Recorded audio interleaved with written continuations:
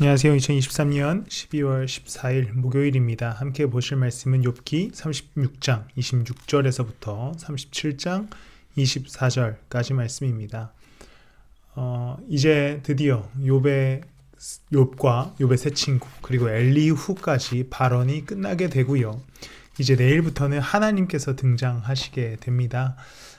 그 전에 엘리후의 마지막 이야기의 핵심 주제는 26절 말씀을 통해 우리가 알 수 있는데, 하나님은 위대하셔서 우리의 지식으로는 그분을 알 수 없고 그분의 횟수가 얼마인지도 감히 헤아려 알 길이 없다. 하나님은 너무 크신 분이고 그분의 지식은 너무나 위대하셔서 우리가 알 길이 없다 라고 이야기하는 것이죠.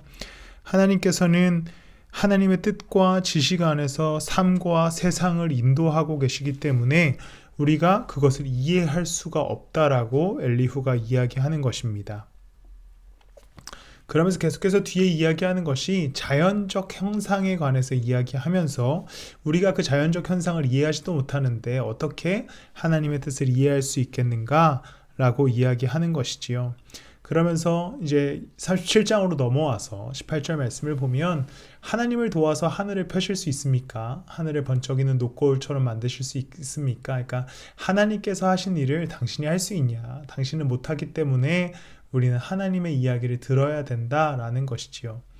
19절에도 보면요, 하나님께서 뭐라 말씀드려야 할지를 우리에게 가르쳐 주십시오. 우리는 무지몽매하여 하나님께 드릴 말씀이 없다. 그러니까 우리는 하나님의 지혜 앞에서 작은 존재이기 때문에 우리는 하나님께 드릴 말이 없다라는 것이죠. 그러면서 24절에 이야기하기를, 그러므로 사람이 하나님을 경외해야 하는 것은 당연합니다. 하나님은 스스로 지혜롭다고 하는 사람을 무시하십니다.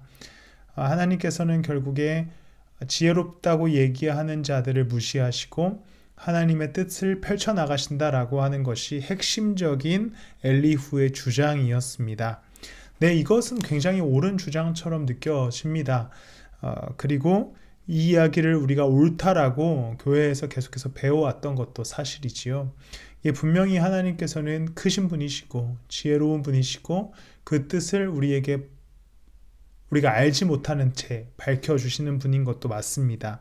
그러나 이 핵심적인 질문들과 엘리후의 발언 속에서의 문제는 우리 보고 가만히 있으라는 것에 있는 것이죠. 너 하나님께 기도하지 말고 하나님이랑 대화 시도하지 말고 그냥 그 크신 하나님의 이야기를 듣기만 해 라고 말하는 겁니다.